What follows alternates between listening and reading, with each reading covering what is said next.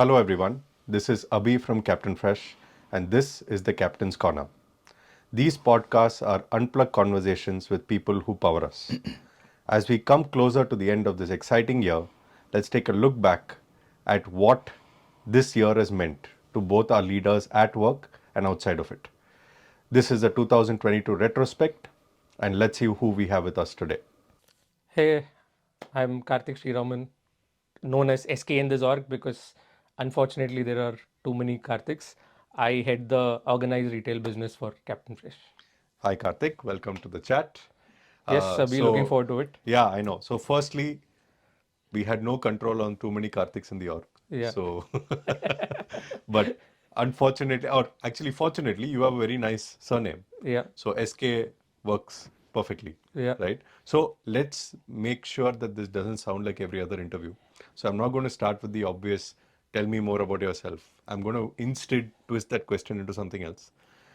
I want to know three things that are not found on your LinkedIn profile. And those three things are tell us more about your family, tell us more about your childhood, and tell us more about your secret interest that not too many people know about.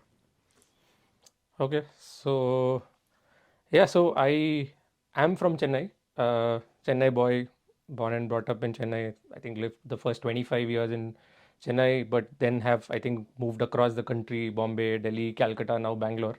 I think by now the top five metros have been covered in my list.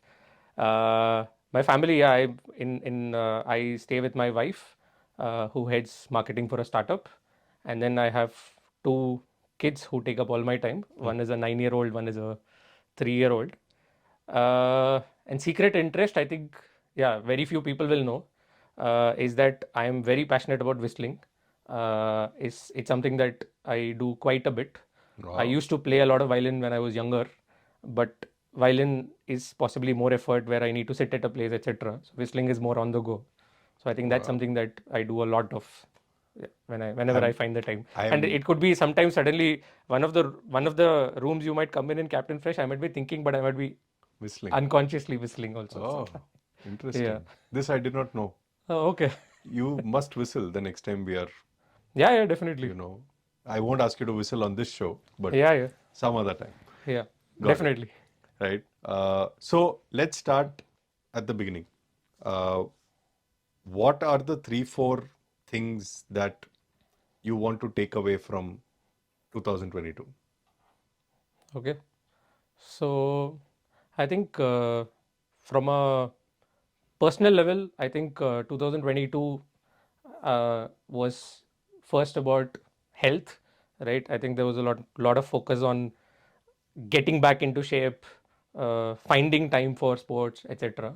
On a professional level, I think in my Captain Fresh journey, the first thing I think is this is a very, very, very different industry for me, right? Having worked and I'm someone who would have worked in multiple industries, right? Even for me, this whole perishable industry, I think, was very, very new, and I think that was a great learning in terms of in FMCG you say everyday sale matters. Here it's everyday sale matters plus everyday stock matters. So Yeah. I think that's a very different thing that actually keeps me up at night. That okay, today what stock is left because you really can't take it forward the next day. The second I think is I got to work across channels, right? Be it general trade, be it modern trade, be it online platforms, right? And I think that's an opportunity that very few companies offer, right? Because you get to work across all the existing nascent channels as well as the newer channels that are coming up. And the third I believed is that uh, is the is the it's one of the oldest industries and it's still unsolved, right? I think that's what we're trying to solve.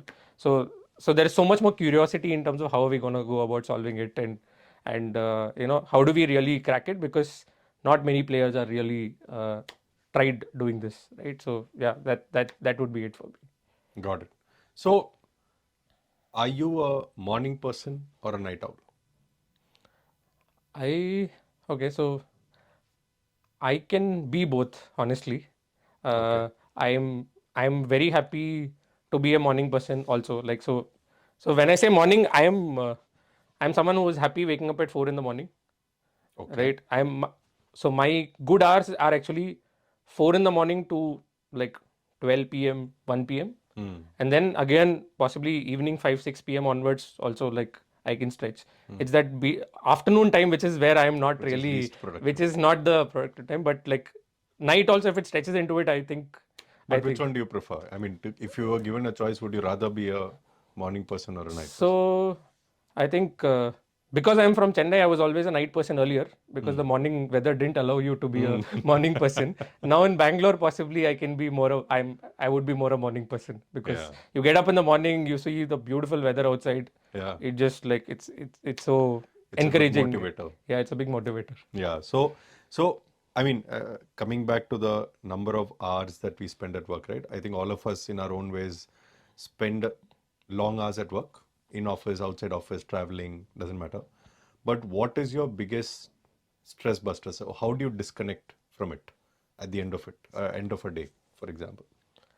So end of the day for me, I think are two things. One, by the time I go back home, mostly my daughter's dinner is done. So I end up playing at least one game with each of them, and it's not easy because they are in different ages. So possibly with one I play a puzzle, a dinosaur puzzle. At the same time, I'm playing, say, a Monopoly with another one, another one. But I think that's my stress buster when I go back at the end of the day. That that 1 hour of playing with them and then putting them to sleep is, I would say, the stress buster. And Got it. normally I go to sleep early because, like as I said, I wake up more early in now. So I'm like, after that I also go to sleep, and And then it's up in the morning. yeah, then it's in the morning. Got it. So let's take a look at how 2022 was. So I'm going to ask you to rank 2022 on a scale of 1 to 10, or rate 2022 on a scale of 1 to 10 across three parameters: SK as a person, Captain Fresh as an organization, and you as a leader in Captain Fresh. So you can go in whatever order you want. But uh, Okay. so SK as a person, for example, 1 to 10, how was 2022? See, I think SK is a person. Uh, I think 2022 was a great year for me. Uh, I think I think across our career journey, we all try to find what is it that best fits for us. What is it that uses everything we have done? Like, so whether I've done retail sales, whether I've done category, whether I've done e-com. So this stint, getting the stint, and then as I said, working across different channels. So from a professional standpoint, for an SK as a person, I think it was a great year. I would rate it a 9 because I was very happy, and I've been happy with whatever we are doing and multiple initiatives that you're doing. So I think SK as a person, I would say, is a 9. SK as a leader, I would say, is a 7. I still think there is a lot more room for improvement. I think, as I said, no, I'm still getting to know the nuances of the The industry, category, yeah. right? Which is pretty different. I think where I would score well, and this would be something that will come across, is I would be someone who's clear in thought process, clear in giving strategic directions, and uh, and being more empathetic with the team. I think where I would want to possibly be a lot more in terms of is multiple new initiatives do much faster, so that we are able to see the impact uh, sooner, right? I think Yeah. as a startup, I think that's something that we need to get to. So I think, yeah, so I would possibly say as a leader I would be a 7. Yeah. And Captain Fresh as an org. Captain Fresh as an org, I think again, I think we've done extremely well in the last 1 year. Again, I would rate it closer to a 9 because I think we are closer to figuring out what we want to be as an org. We are clear that we want to be the global leader in especially the seafood supply network, right? And we are clear in terms of what markets we want to hit, what's the GTM that we want to do, right? So I think we have a lot of uh, clarity in terms of what we want to do. I think the next 12 months is going to be about executing it ruthlessly and getting to the positivity numbers. Yeah. So I'm going to take a pause there Yeah. and also bring up the fact that you're sitting in shorts, right? I think a lot Yeah. of people can't see your leg. Okay. But why would you rate this year high after an injury like that? So tell us about the injury, tell us what happened, tell us why it happened, so that at least I dissolve Captain Fresh from this. Okay, so just to be clear, the injury had nothing to do with Captain Fresh. So Yes, I thank think you. yeah.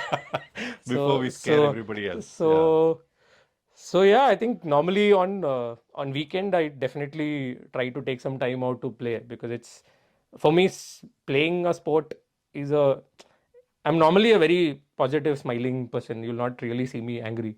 It's only sports where I take all the negative energy out of me, whether it is cricket, whether it is tennis. So that's like kind of a ritual for me. Saturday, Sunday mornings, I normally go to play. So it just happened a couple of weeks back that in my attempt to hit a third six, I twisted my Oh, well played. ankle. Well played on No, the no, on the.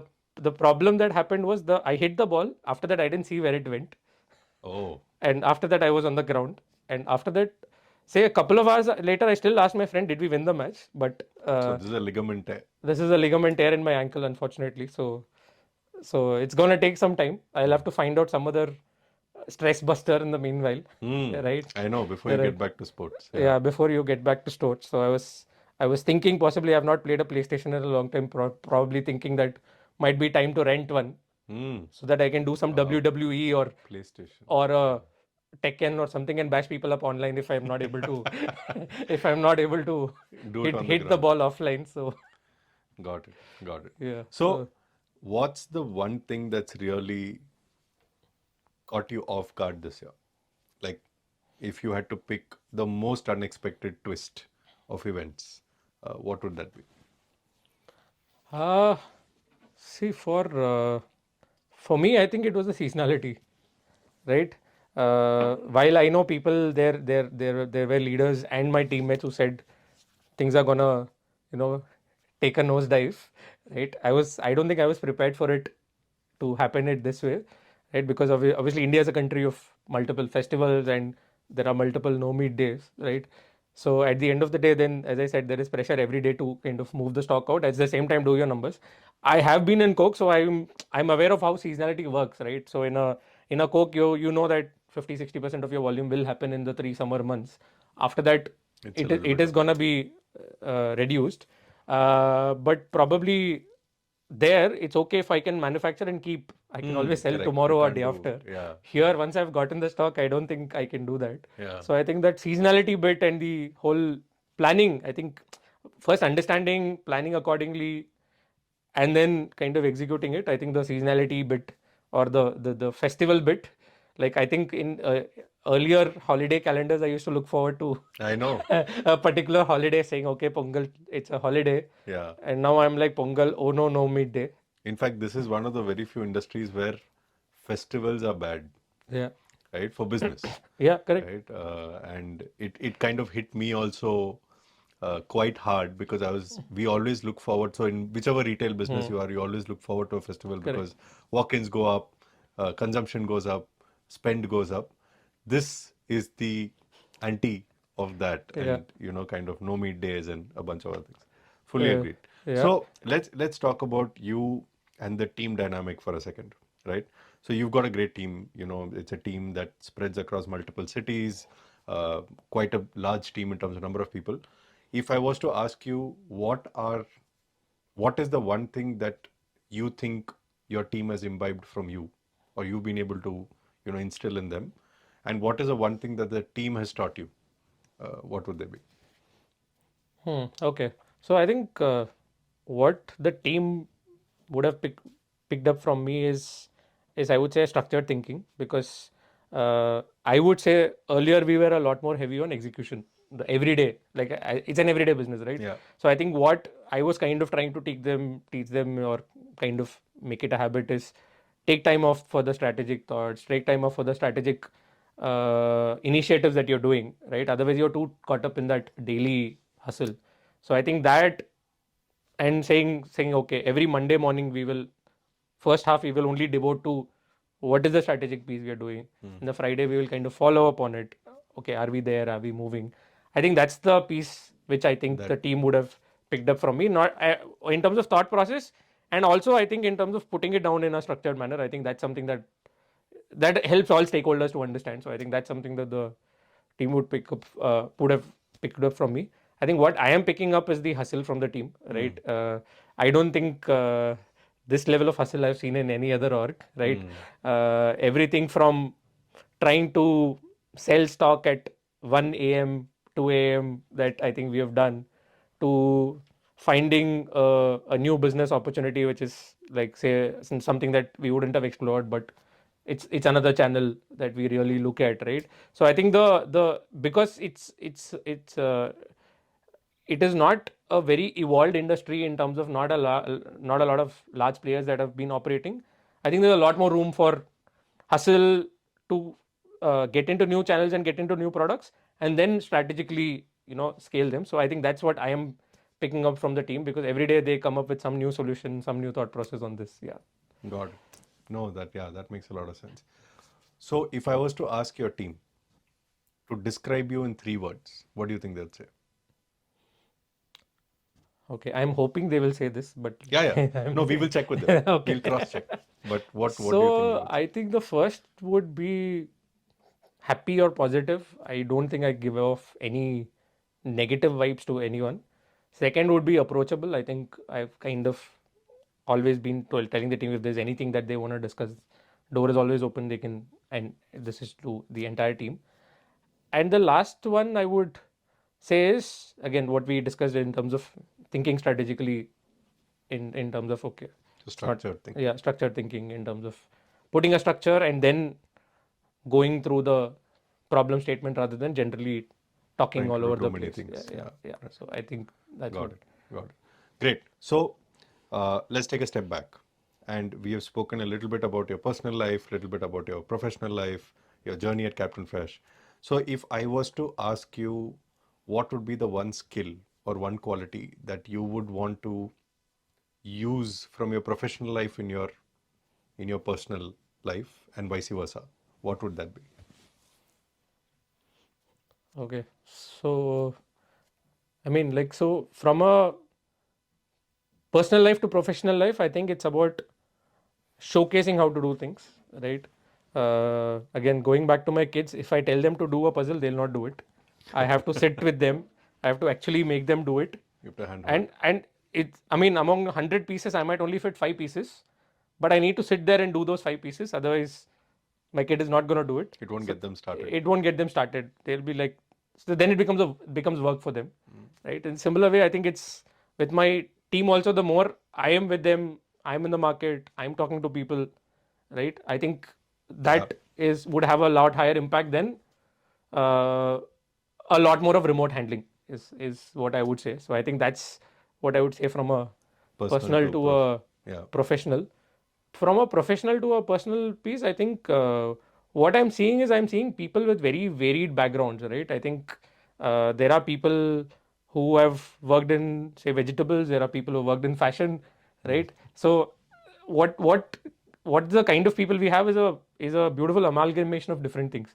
I'll want to kind of go back to my kids and say that it's okay, whatever is your interest, it doesn't matter, because you don't have complete control of where you're Headed kind in, of right? leading, right? Yeah. So I mean, it's what I want to say is, like, I don't want to put pressure, because You the don't have road will to do. beautifully lead to some good way. You don't have to always like. You don't have to always Yeah. take that one path of reaching your goal, Yeah. right? So I mean, that's what I would say, that it's more do what you want to do, experiment, might work, not work, right? And I also think possibly the next gen is a lot more gifted that way. That's I know. yeah, Thankfully, yes. like I was reading, Pilani has a 1 year entrepreneurship gap year and so on. So by the time possibly the next gen grows up, They won't have such problems. they won't have such problems. They can actually try out things Yeah. other with less worry of what is going to happen. Yeah, I agree. And I think that's one big structural generational shift that's Yeah. happening, right? In a Yeah. country like India, Yeah, it's a big deal because of correct, the kind of population that we have. correct. If everybody is able to experiment and do what they like without the fear of, oh, I should only do this, I should only do that to be successful, I think that'll go a long way. Got Yeah, it. yeah. So, what is your favorite productivity hack? So, if in a day you had to go back and say, okay, today has been super productive, how do you make sure you like what is that hack? Do you apply something? Do you do something differently? Or do you do something consistently to make sure you're productive? No, I think this is something that I learned from one of my earlier bosses, that you need to block time with yourself, right? It's otherwise, see, we are in a generation or a scenario where our calendars are normally blocked, and it's through the day, so you really don't have time to prioritize what you actually came, okay, Monday morning, I wanted to do this. Hmm. In the middle of both the calendar invites and the tactical problems that you solve, I think that's something you miss. So I make it a point that normally my Saturdays are time blocked with only myself, where I do come to Yes. office, but I normally don't do meetings, where it's only 3-4 hours where it's more thought that next week what are we On supposed to everything do, that's happened, what we yeah, need to do what's next week. happened, what should we do, but it's more sitting in one place and just thinking rather than executing things that I think, yeah. I think we all should do a little bit more on that. Yeah. I agree. Got it. So let's look at what's the one thing that you would want to change, if at all you want to change anything at all in 2022, if you could go back in time.